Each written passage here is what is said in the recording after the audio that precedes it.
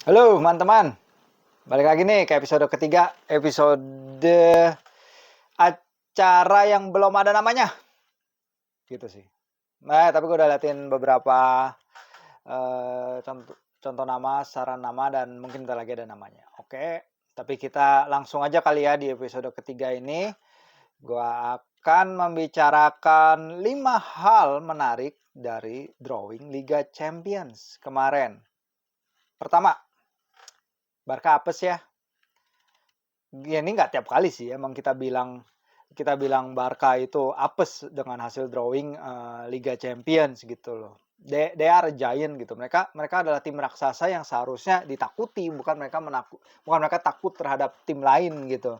Namun mereka kini tergabung nih ke grup neraka yang punya nemesis mereka selama beberapa musim terakhir. Siapa lagi kalau bukan Bayern, dan tim yang potensial bisa menekel mereka. Menurut saya ya, Inter. Jadi emang ini benar-benar nggak ideal buat Barcelona dan tentu juga Laporta yang menurut saya nggak bisa lagi mereka afford untuk keluar di fase grup Liga Champions kayak musim lalu gitu loh. Barcelona perlu uang hadiah, uang attendance, dan uang hak siar dari lolos dari babak fase grup Liga Champions dan juga babak-babak selanjutnya, mengingat kondisi finansial klub yang ketat banget walaupun udah narik berapa kali tuas ekonomi ditarik terus tuh. Betapa besar uang hadiah di Liga Champions terlihat dari musim lalu.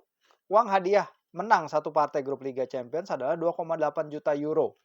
Seri 930.000 euro, mencapai babak 16 besar hadiahnya 9,67 juta euro. Mencapai perempat final 10,6 juta euro dan mencapai semifinal 12,5. Ini belum termasuk hak siar ya, belum termasuk merchandising, belum termasuk penjualan tiket dari laga-laga kalau mereka lolos. Jadi it's a big loss kalau mereka misalnya sampai nggak bisa lolos ke babak berikutnya gitu. Jadi emang ini adalah ujian sangat-sangat besar bagi mereka. Ya, ada derby Lewandowski juga. Bayern menang 8-2 agregat lawan Barca pada 2020. Musim lalu Bayern menang 3-0 dua kali lawan Barca di fase grup. Dan grup C ini adalah grup yang memiliki 14 gelar Liga Champions di antara para pesertanya. Banyak banget ya, luar biasa banget. Kedua, AC Milan, bisakah mereka lebih bagus dari tahun lalu? Ini penting nih, karena menurut saya AC Milan adalah European royalty yang punya banyak pendukung di tanah air di Indonesia. Saya yakin itu. Karena setiap kali saya nulis berita soal Milan, yang baca pasti banyak. Nah, AC Milan kandas nih di dasar klasemen fase grup B musim lalu, menelan 4 kekalahan dari grup yang diperkuat Liverpool, Atletico Madrid, dan juga FC Porto. Paolo Maldini udah bilang di atas kertas grup ini nggak sesulit musim lalu, namun selalu ada ganjalan, kata dia. Salzburg nggak punya sejarah hebat, tetapi tim yang tetap sulit untuk dihadapi. Salzburg itu timnya Sesko ya, Benjamin Sesko itu juga luar biasa banget sama 1,5-2 musim terakhir. Terus Maldini juga bahkan ditanya nih soal final di Istanbul. Ingat kan pasti ya, final luar biasa di Istanbul tahun 2005 gitu. Tapi dia dibilang sekarang ini kami belum siap untuk bermimpi sebesar itu dulu. Jadi emang bagi Milan ini rebuilding job. Mereka punya Charles de Ketelaere sekarang yang punya pengalaman bermain di Liga Champions bersama klub Brugge. Dia udah bermain kalau nggak salah dalam usia 21 tahun, dia udah 16 kali main di Liga Champions. Dia berpengalaman di level ini karena sebelum-sebelumnya ini para pemain AC Milan itu hanya punya 1 digit penampilan di Liga Champions, kecuali Zlatan dan 2 pemain lain. Nah, ini si Sam Bagaskara yang tadi siang ngobrol sama gue di acara kantor. Jadi dia bilang Florenzi, Zlatan, sama 1 pemain lagi gitu yang punya lebih banyak hanya lebih dari 1 digit penampilan di Liga Champions sebelum ini. Dan derby Olivier Giroud dan Fikayo Tomori, 2 ex Chelsea ya. Pertama kali AC Milan dan Chelsea tergabung dalam satu fase grup UCL sejak 1999. Which is menarik.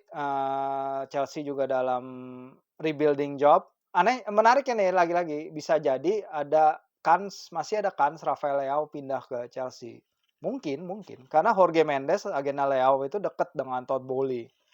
Kontraknya Leao habis pada 2024 dan renegosiasi kontrak katanya belum capai tahap advance. Jadi, I will never know. Sebelum penutupan bursa transfer, mungkinkah? 3. Spurs. Bisakah Spurs? Jadi ini pertama kalinya Spurs balik ke UCL sejak 1920, sejak musim 2019-2020. Gak kayak musim-musim sebelumnya, kali ini mereka berhasil nih menghindar dari para raksasa. Karena sebelum ini mereka ketemu Madrid di 2017, Barca pada 2018, dan Bayern di 2019. Namun masalahnya, walaupun lawan-lawan mereka kali ini terhitung ya Eintracht, Sporting itu terhitung bisalah mereka kalahkan gitu, tapi Conte itu apa ya, mojonya sering nggak keluar di UCL nih, mojo kalau yang nonton Austin Powers dulu pasti tahu. Jadi, Conte itu sering kesandung di Liga Champions ya, hanya menang 12 dari 54 pertandingan fase grup Liga Champions bersama Chelsea, Inter, dan Juve. Nggak tahu kenapa nih, I don't know, bisa apa aja bisa terjadi. Sementara Frankfurt, walaupun mereka juara Liga Eropa musim lalu, tapi mereka finish peringkat ke-11 di Bundesliga, kehilangan Filip Kostic, dan sejauh ini belum menang di Bundesliga musim ini. Dan kita juga ingat satu tim lain, Marseille, mereka punya 4 pemain yang ada koneksi dengan Arsenal. Nah, ini kayak semacam mini derby London Utara nih. Karena Marseille punya Guendouzi, punya Alexis Sanchez, punya Sead Kolasinac, dan Nuno Tavares. Jadi pertandingan pasti panas lah. Oke, keempat. Apakah ini tahunnya Man City? Kayaknya tahan dulu ya. Walaupun Haaland datang dan City ini kalau nggak salah mencapai semifinal dan final dalam 2 musim terakhir. Ya di atas kertas harusnya straightforward juga ya. Reuni Haaland dengan Dortmund oke. Tapi Sevilla dan Dortmund gagal keluar fase grup musim lalu. Dan Copenhagen pun nggak lolos dari fase grup sejak 2016-17. Oke, Haaland, kedatangan Haaland is one thing. Kita udah lihat dia generational talent seperti apa. Dia luar biasa banget dalam penyelesaian dan lain-lainnya. But keeping him fit adalah tantangan besar bagi Pep. Karena Pep udah bilang Haaland nggak bisa main 3 pertandingan dalam seminggu. Sementara itu, kedalaman squad City nggak semewah musim lalu loh. Ketika City melawan Newcastle, mereka melakukan satu pergantian loh, hanya satu pergantian. Itu juga karena Nathan Ake yang injured. Padahal mereka sempat tertinggal 3-1, 1-3 hingga medio babak kedua. Untung aja mereka mencetak 2 gol cepat, jadi mungkin Pep terjustifikasi nggak melakukan pergantian gitu loh. Ini kebalikannya dari Erik ten Hag ya, tetangganya di Man United yang menjadi satu-satunya pelatih di Premier League musim ini yang sudah pakai 15 pergantian dari 3 laga. Calvin Phillips kini cedera bahu dan tengah menunggu hasil scan. Ini tentu pukulan bagi Pep karena dia skuadnya kecil banget musim ini, hanya 19 pemain. Senior 20 lah sejak kalau kita menghitung kedatangan Sergio Gomez bek kiri baru gitu.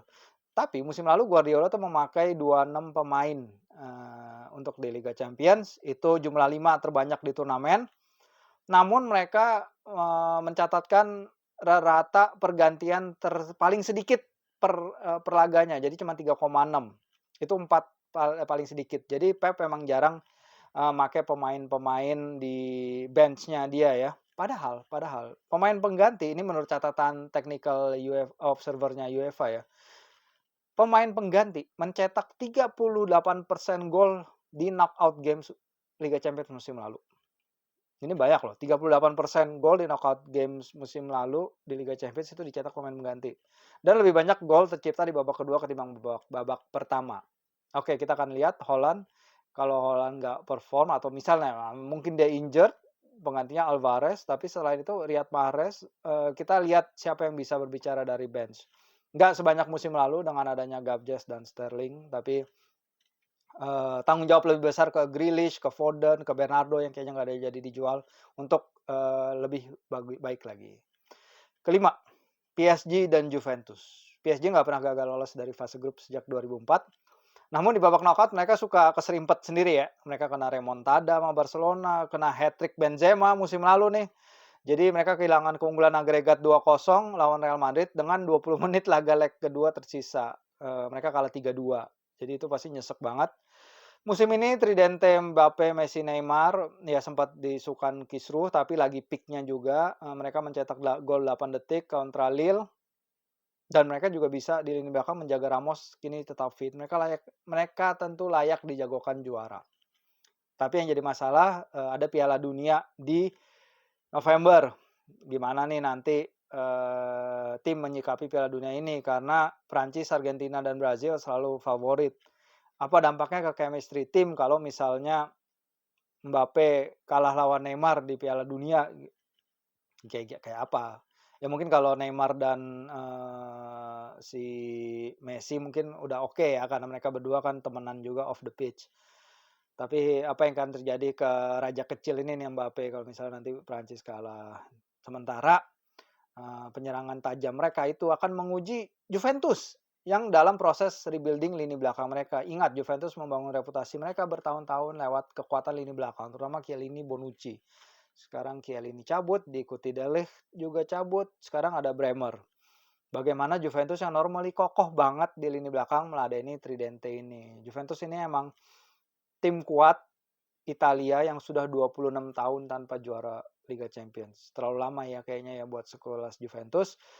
Jangan lupa juga ada juga Benfica yang mencapai 8 besar musim lalu berkat jasa Darwin Núñez yang sudah dijual, tapi mereka nggak kekurangan talenta lah kalau di Benfica, pasti ada aja pemain baru yang datang. Oke, itu dia 5 hal menarik dari drawing Liga Champions. Pertama, Barcelona apes. Kedua, bisakah AC Milan lebih bagus dari tahun lalu? 3, Spurs dan Conte. Bisa nggak nih ketemu mojonya di Liga Champions? 4, tahunnya Man City? Tahan dulu. Kelima, PSG dan Juventus. Oke, sekian untuk episode kali ini. Sekali lagi kalau ada masukan dan lain-lain, monggo ditaruh di kolom komen. Ya, jangan lupa subscribe ya, like dan lain-lain. It means a lot guys. Thank you. Yo.